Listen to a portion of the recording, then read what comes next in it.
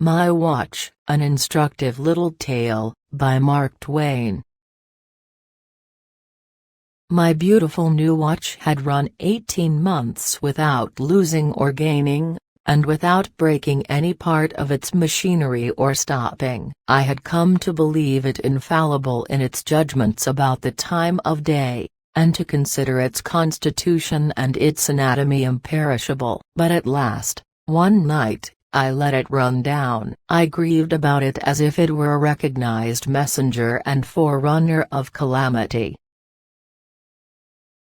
But by and by I cheered up, set the watch by guess, and commanded my bodings and superstitions to depart. Next day I stepped into the chief jeweler's to set it by the exact time, and the head of the establishment took it out of my hand and proceeded to set it for me. Then he said, "She is 4 minutes slow, regulator wants pushing up." I tried to stop him, tried to make him understand that the watch kept perfect time.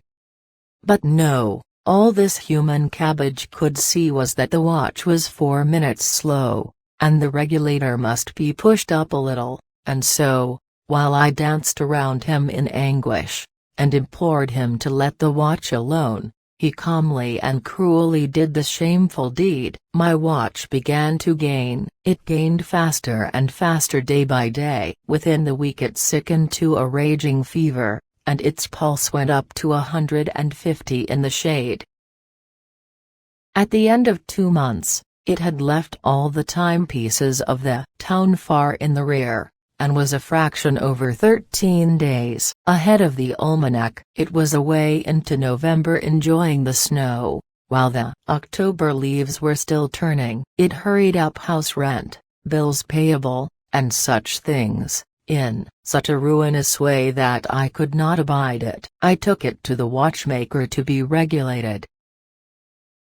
He asked me if I had ever had it repaired. I said no. It had never needed any repairing. He looked a look of vicious happiness and eagerly pried the watch open, and then put a small dice box into his eye and peered into its machinery. He said it wanted cleaning and oiling, besides regulating. Come in a week. After being cleaned and oiled, and regulated, my watch slowed down to that degree that it ticked like a tolling bell.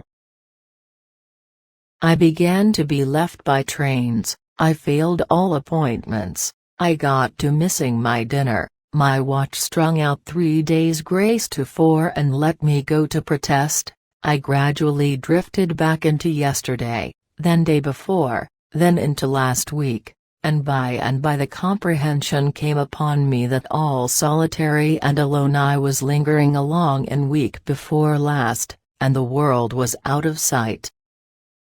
I seemed to detect in myself a sort of sneaking fellow feeling for the mummy in the museum, and a desire to swap news with him. I went to a watchmaker again. He took the watch all to pieces while I waited, and then said the barrel was swelled. He said he could reduce it in 3 days. After this the watch averaged well, but nothing more. For half a day it would go like the very mischief, and keep up such a barking and wheezing and whooping and sneezing and snorting, that I could not hear myself think for the disturbance, and as long as it held out there was not a watch in the land that stood any chance against it.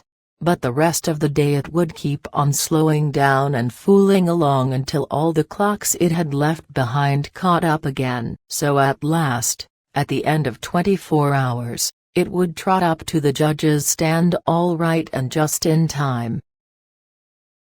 It would show a fair and square average, and no man could say it had done more or less than its duty. But a correct average is only a mild virtue in a watch, and I took this instrument to another watchmaker. He said the king bolt was broken. I said I was glad it was nothing more serious. To tell the plain truth, I had no idea what the king bolt was, but I did not choose to appear ignorant to a stranger. He repaired the king bolt, but what the watch gained in one way it lost in another. It would run a while and then stop a while, and then run a while again, and so on, using its own discretion about the intervals, and every time it went off it kicked back like a musket. I patted my breast for a few days, but finally took the watch to another watchmaker. He picked it all to pieces, and turned the ruin over and over under his glass. And then he said there appeared to be something the matter with the hair trigger. He fixed it, and gave it a fresh start. It did well now, except that always at 10 minutes to 10 the hands would shut together like a pair of scissors, and from that time forth they would travel together. The oldest man in the world could not make head or tail of the time of day by such a watch, and so, I went again to have the thing repaired. This person said that the crystal had got bent, and that the mainspring was not straight. He also remarked that parts of the works needed half-soling. He made these things all right, and then my timepiece performed unexceptionably, save that now and then, after working along quietly for nearly 8 hours, everything inside would let go all of a sudden and begin to buzz like a bee, and the hands would straightway begin to spin round and round so fast that their individuality was lost completely. And they simply seemed a delicate spider's web over the face of the watch. She would reel off the next 24 hours in 6 or 7 minutes, and then stop with a bang. I went with a heavy heart to one more watchmaker, and looked on while he took her to pieces. Then I prepared to cross-question him rigidly, for this thing was getting serious. The watch had cost $200 originally, and I seemed to have paid out $2,000 or $3,000 for repairs.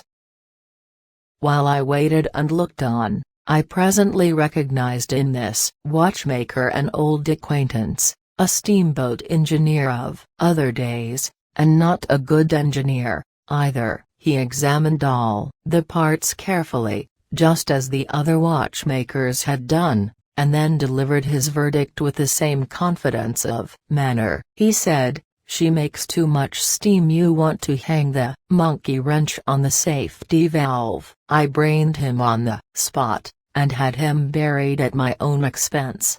My Uncle William, now deceased, alas, used to say that a good horse was a good horse until it had run away once, and that a good watch was a good watch until the repairers got a chance at it. And he used to wonder what became of all the unsuccessful tinkers, and gunsmiths, and shoemakers, and engineers, and blacksmiths, but nobody could ever tell him.